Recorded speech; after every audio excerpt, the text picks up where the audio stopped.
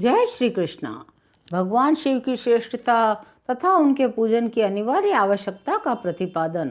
नारद जी बोले, ब्राह्मण, हे प्रजापते, आप धन्य हैं क्योंकि आपकी बुद्धि भगवान शिव में लगी हुई है।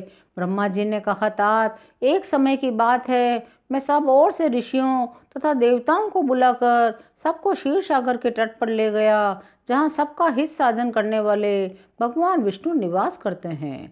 वहाँ देवताओं के पूछने पर भगवान विष्णु ने सबके लिए शिव पूजन की ही श्रेष्ठता बतलाकर कहा, एक मुहूर्त या एक क्षण भी जो शिव का पूजन नहीं किया जाता वही हानि है, वही महान छिद्र है, वही अंधापन है, वही मूर्खता है। जो भगवान शिव की भक्ति में तत्पर हैं, जो मन से उन्हीं को प्रणाम, उन्हीं का चिंतन करते हैं, वे कभी दुख के भागी नहीं होते। जो महान सौभाग्यशाली पुरुष, मनोहर भवन, सुंदर आभूषणों से विभूषित स्त्रियां, जितने से मन को संतोष हो उतना धन, पुत्र पौत्र आदि संतति, आरोग्य, सुंदर शरीर, अलौकिक प्रतिष्ठा, स्वर्गीय सुख, अंत में मोक्ष रूपी फल अथवा परमेश्वर शिव की भक्ति चाहते हैं, वे पूर्व जन्मों के महान पुण्य से भगवान सदाशिव की पूजा अर्चा में प्रवृत्त होते हैं। जो पुरुष नित्य भक्ति परायण होकर शिवलिंग की पूजा करता है, उसको सफल सिद्धि प्राप्त होती है, वह पापों के चक्कर में नहीं पड़ता। भगवान के इस प्रकार उपदेश देने पर देवताओं ने श्री हरि को प्रणाम किया।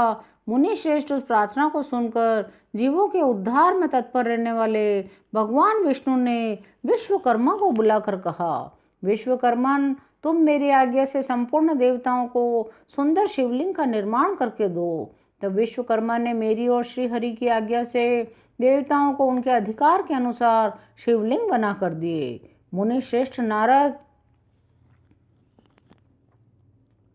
किस देवता को कौन सा शिवलिंग प्राप्त हुआ, इसका वर्णन मैं करता हूँ। इंद्र पद्म राग मणि के बने हुए शिवलिंग की, कुबेर सुवर्णमय लिंग की पूजा करते हैं।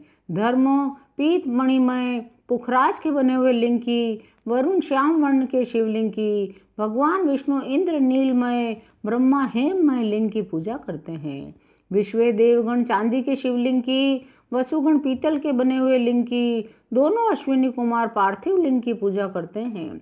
लक्ष्मी देवी स्फटिकमय लिंग की, आदित्यगण ताम्रमय लिंग की, राजा सोम मोती के बने हुए लिंग की, अग्निदेव हीरे के लिंग की उपासना करते हैं। श्रेष्ठ ब्राह्मण और उनकी पत्नियां मिट्टी के बने हुए शिवलिंग की, मयासुर चंदन निर्मित लिंग का, नागगण मूंगे के बने हुए शिवलिंग का आदर पूर्वक पूजन करते हैं। देवी मक्खन के बने हुए लिंग की, योगी जन भस्मय लिंग की, यक्षगण दधि निर्मित लिंग की, छाया देवी आटे से बनाए हुए लिंग की, ब्रह्म पत्नी रत्नमय शिवलिंग की, बाणासुर पारत की पूजा करते हैं। भगवान विष्णु ने इस तरह देवताओं को उनके हित की कामना से शिवलिंग देकर उनसे तथा मुझ ब्रह्मा से पिनाक पाणी महादेव के पूजन की विधि भी बताई। उस समय मुझे ब्रह्मा ने कहा, देवताओं सहित समस्त ऋषियों, तुम प्रेम परायण होकर सुनो, मैं तुमसे शिव पूजन की विधि का वर्णन करता हूँ। समस्त जंतुओं में मनुष्य जन्म प्राप्त करना बड़ा दुर्लभ है, उनमें भी उत्तम कुल में जन्म तो और भी दुर्लभ है। उत्तम कुल में भी आचारवान ब्राह्मणों के यहाँ उत्पन्न होना उत्तम पुण्य से ही संभव है। यदि वैसा जन्म सुलभ हो जाए, भगवान शिव के संतोष के लिए उस उत्तम कर्म का अनुष्ठान करे जो अपने वर्ण और आश्रम के लिए शास्त्रों द्वारा प्रतिपादित है। कर्ममय सहस्त्रों यज्ञों से तपो यज्ञ बढ़कर है, सहस्त्रों तपो यज्ञों से जप यज्ञ का महत्व अधिक है। ध्यान यज्ञ से बढ़कर कोई वस्तु नहीं है। ध्यान ज्ञान का साधन है, क्योंकि योगी ध्यान के द्वारा अपने इष्ट देव समरथ शिव का साक्षात्कार करता है। ध्यान यज्ञ में तत्पर रहने वाले उपासक के लिए भगवान शिव सदा ही सन्निहित है, जो विज्ञान से संपन्न है। उन पुरुषों की शुद्धि के लिए किसी प्रायश्चित आदि की आवश्यकता नहीं है। मनुष्य को जब तक ज्ञान की प्राप्ति न हो, तब तक वह विश्वास दिलाने के लिए कर्म से ही भगवान शिव की आराधना करे। जगत के लोगों को एक ही परमात्मा अनेक रूपों में अभिव्यक्त हो रहा है। एकमात्र भगवान सूर्य एक स्थान में रहकर भी जलाशय आदि विभिन्न वस्तुओं में अनेक से दिखते हैं।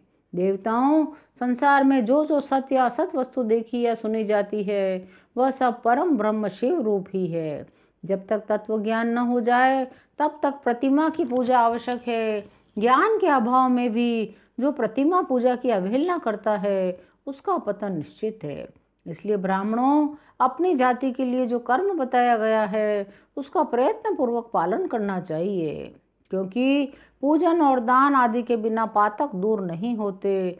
जैसे मैले कपड़ों में रंग बहुत अच्छा नहीं चढ़ता, जब उसको धोकर स्वच्छ कर लिया जाता है तब उस पर सब रंग अच्छी तरह चढ़ते हैं।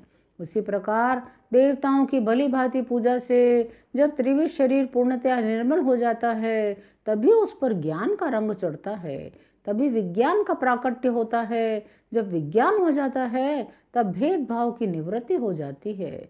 भेद की संपूर्णतया निवृत्ति हो जाने पर द्वंद्व दुख दूर हो जाते हैं। द्वंद्व दुख से रहित पुरुष शिव रूप हो जाता है।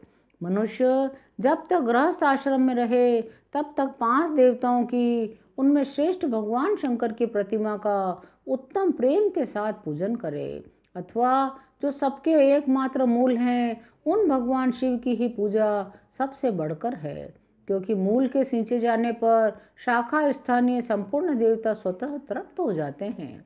अतः जो संपूर्ण मनोवांछित फलों को पाना चाहता है वह अपने अभिष्ट की सिद्धि के लिए समस्त प्राणियों के हित में तत्पर रहकर लोक कल्याणकारी भगवान शंकर का पूजन करे।